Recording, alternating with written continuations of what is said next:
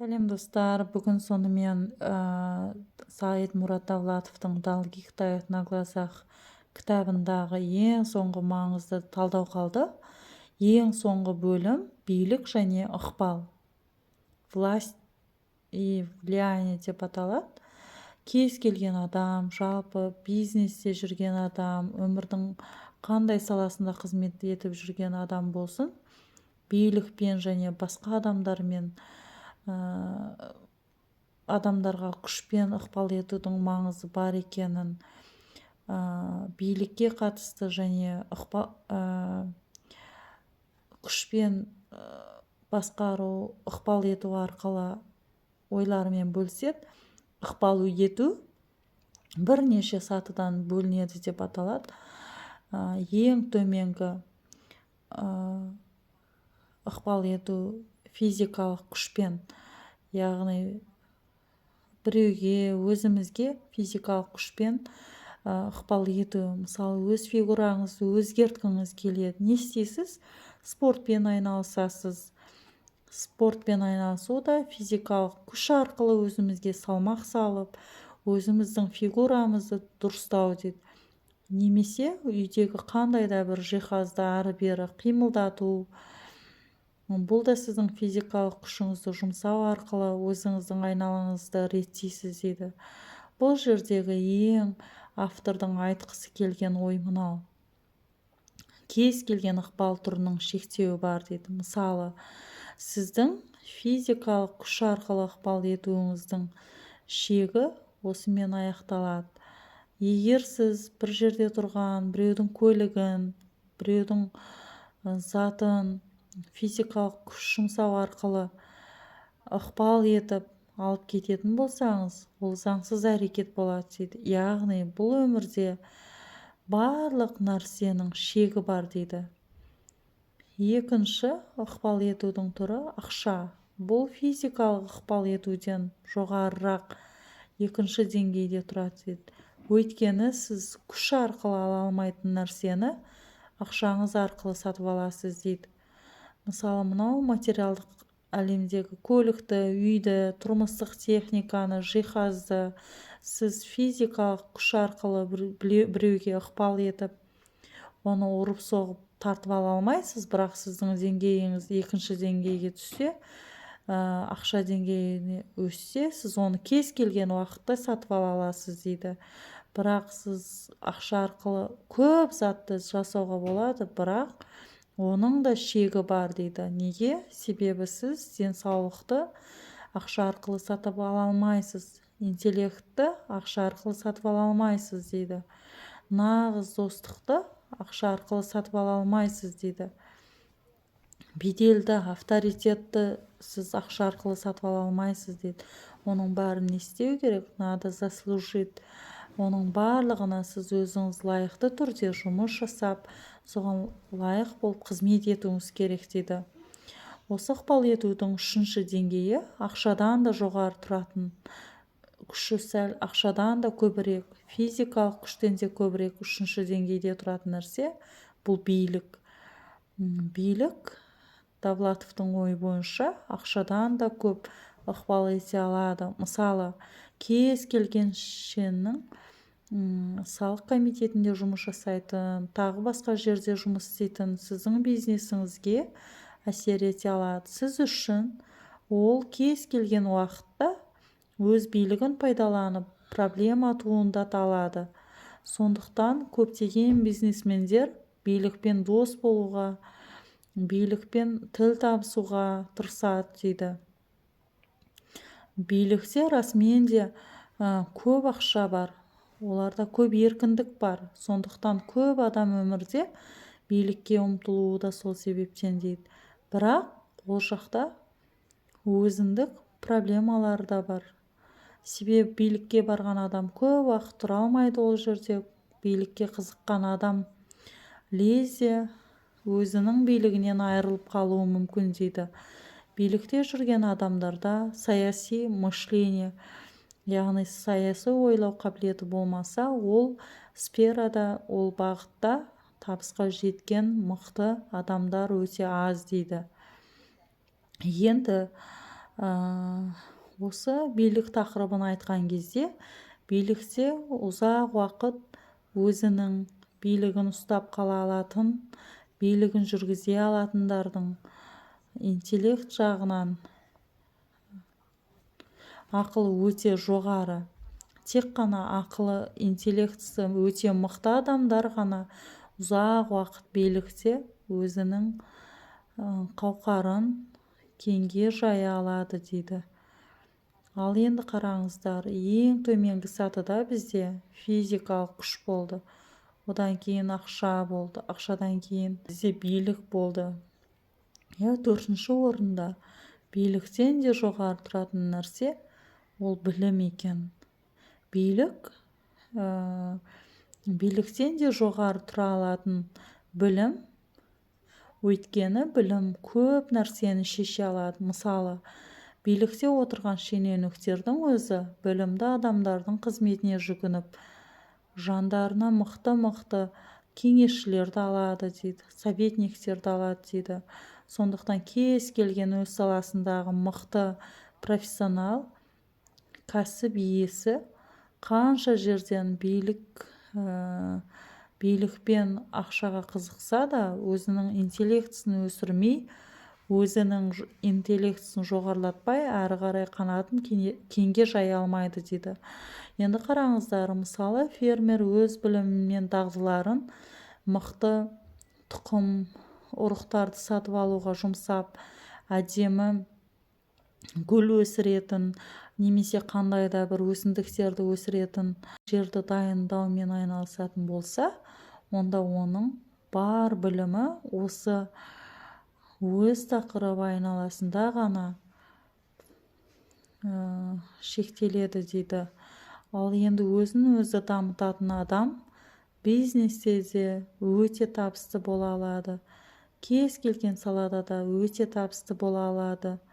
Человек, который занимается самообразованием, может быть успешным во всех сферах, которые он захочет дейді. Кез келген сферада табысқа жеткісі келетін адам ең алдымен өзін-өзі дамыту жұмыстарымен айналысу керек дейді. Ең соңғы 5-ші және жоғары деңгейде тұрған ықпал ету құралы не? Ол дұға ету дейді, яғни молитва. Кез келген проблемаға шалдыққан адам, немесе кез келген табысқа жеткен адам әр уақытта дұға етуді, Аллаға жалбарынуды ұмытпау керек. Аллаға жалбарына білудің шегі шексіз дейді. Аллаға сенген адам, сыйына білген адам, және оны регулярно, системно, тұрақты түрде өзін ісіне араластырған адам міндетті түрде табысқа жетеді деп есептейді. Сайтмұрат Давлатов өзі өте Аллаға сенетін мұсылмандардың бірі, 5 уақыт намазын үзбей оқитын адамдардың бірі. Бұл жерде ол өте қатты қиналған кезінде, сұрағыма жауапты қатты іздеген кезімде, қандай еңбектерге жүгінерімді білмеген кезде мені 2 нәрсе құтқарды дейді. Біріншісі өте көп оқу, білім іздеу, проблемалық сұрақтарына білім іздеу. Екіншісі Аллаға сыйыну, яғни ол осы бос уақытында тек қана Алладан сұрап, дұға етіп білім іздеген екен. Яғни Алла оның бүкіл сұрақтарына, запростарына жауап берген екен. Давлатов бар фокусын, энергиясын дұға етуге, Аллаға жалбарынуға, білім алуға жұмсаған адам өз уақытын, өз энергиясын неге жұмсаса, соның жемісін міндетті түрде көреді дейді. Деп айттық, басында. Сайтмұрат Давлатовтың осы кітабын жалпы оқи келе қандай инструкция алуға болады? Қандай адам тез лезде тығырықтан шығып, қарыздардан құтылып, бүкіл мәселелерін, проблемаларын шеше алады? Қандай инсайт алдық? Ең бірінші ол тазалықтың 7 тармағын ұстанған адам. Екіншісі көп оқыған адам. Үшіншісі Аллаға сыйына білген адам.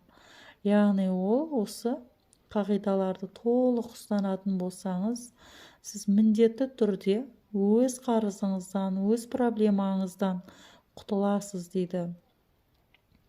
Осындай өмірінің қиын сәттерінде ол ең алғаш Құранды қолына алып, Құранды танығанын, ішіндегі ойларымен танысқандығын айтады, және күнінен күнге Аллаға деген сенімі арта бергендігін айтады.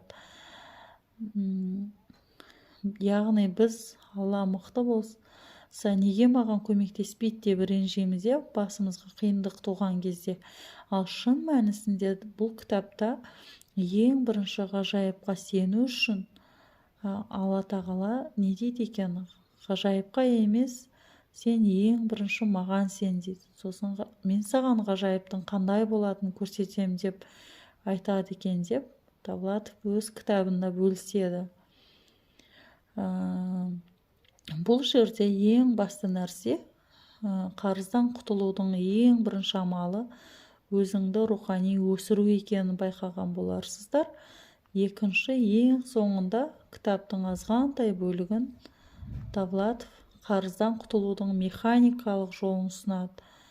Яғни рухани әлем бай кезде, рухани әлемің таза кезде, рухани әлеміңді жоғарлатқан кезде сенің көзің ашылып, ойың өзгеріп, әрекеттерің де өзгере бастайды дейді. Ал әрекетті, қарыз құтылуды ең алдымен список должников, қарыз болған адамдардың, сіз қарыз болған адамдардың тізімін жазу арқылы және жанына қанша теңге қарызсыз соны түзу арқылы, көз алдыңызда үнемі кестені ұстап отыру арқылы және осы қарыздардан шын ниет етіп құтылуға өзіңізге сөз беру арқылы әрекет жасасаңыз, міндетті түрде сіз сол қарыздарыңызды құтыласыз дейді. Және өз табысыңыздың, айлық табысыңыздың 20%-ын қарызға беріп үйреніңіз дейді. Мысалы, сіз 10 адамға қарыз болсаңыз, айлығыңыздың 20%-ын 10 адамға жайлап әрқайсына аз-аздан беріп, ай сайын беріп отыруды әдетке айналдырыңыз дейді. Яғни сізге қарыз берген адам шын мәнісінде сізге сенуі керек. Оның иманы бар, оның жағдайы қазір аз болса да маған аз-аздан беріп құтылып жатыр деген сияқты ойға қалыптасу керек дейді. Сеніміне кіру керексіз дейді. Және ол сеніміне сіз алдау арқылы, өтірік айту арқылы емес, шын ниетіңізбен, шын ықыласыңызбен жағдайыңызды түсіндіріп, сосын өзінің өмір жолын тәжірибесінен бөлісіп, бір кейспен бөліседі. Яғни ол көп адамға қарыз болған ғой, сонда ол қолына жасаған кестесін, дәптерін алып барады екен, сөйтер екен де қарызын береді екен. Қол қойдыртып алады. Қолын қойып тұрған адам басқа да адамдарға аз-аздан беріп жатқанын көріп, маған да сенуге болатынына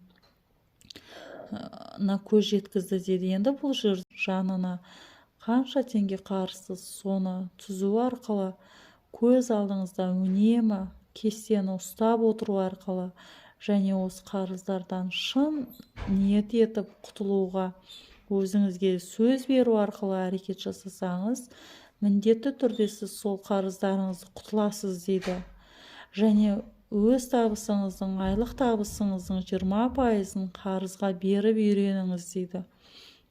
Мысалы, сіз 10 адамға қарыз болсаңыз, айлығыңыздың 20%-ын 10 адамға жайлап әрқайсына аз-аздан беріп, ай сайын беріп отыруды әдетке айналдырыңыз дейді. Яғни сізге қарыз берген адам шын мәнісінде сізге сенуі керек. Оның иманы бар, оның жағдайы қазір аз болса да маған аз-аздан беріп құтылып жатыр деген сияқты ойға қалыптасу керек дейді. Сеніміне кіру керексіз дейді. Және ол сеніміне сіз алдау арқылы, өтірік айту арқылы емес, шын ниетіңізбен, шын ықыласыңызбен жағдайыңызды түсіндіріп дейді. Енді бұл жерде мынандай инсайт шығардық. Адам кез келген Шерхан Мұртазаның мықты сөзі бар. Бір кем дүние дейді. 4 құбыласы түгел адам жоқ. Барлық Шора Сарбаевтың да әдемі сөзі бар. Болған адам болдым демес, болдым десе болғаны емес дейді. Адам 4 құбыласы түгел болып, міне болдым, толдым, өмірімде бүкіл армандарымды жүзеге асырдым, осымен бітті десе, оның өмірі сол жерде тоқтайды екен. Өйтіп айтқан адамның өмірі тоқтап қалады екен. Сондықтан адам ешқашан болдым, біттім, толдым деп айтпауы қажет.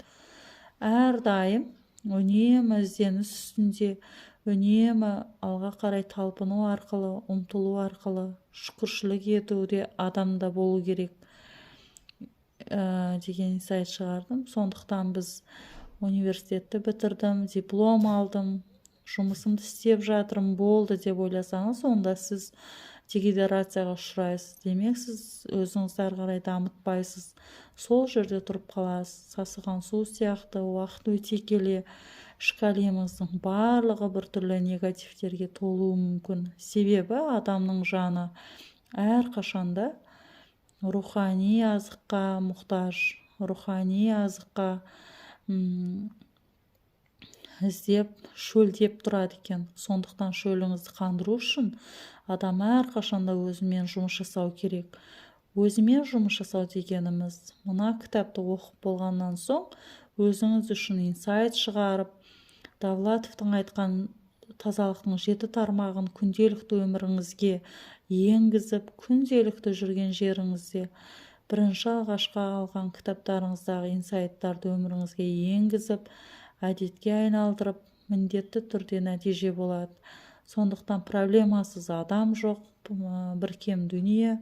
Барлығымыздың да ішкімізде өзімізге лайықты скелеттеріміз бар. Біреуіміздің қарызымыз бар, біреуіміздің басқа да проблемамыз бар. Үнжырғамыз түсіп, соларды ойлап, бүкіл фокусымызды негативқа бөлмей, күнделікті әрекетімізді жақсы амал жасау арқылы, жақсы әрекет жасауға бел болсақ, біз міндетті түрде табысқа, міндетті түрде жетістікке жетеді екенбіз.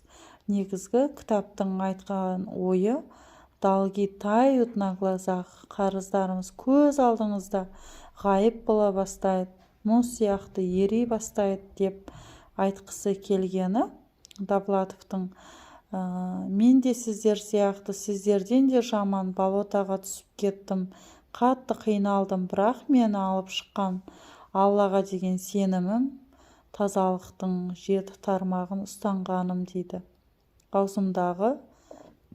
Аузыма ие болу, сөзімдегі тазалық, арымдағы тазалық, ешкімге өтірік айтпау, ниетімнің тазалығы, ешкімді жамандамау, ойымның тазалығы, біреу туралы жаман ойламау, керісінше жақсылықты іздеу, және Аллаға құлшылық.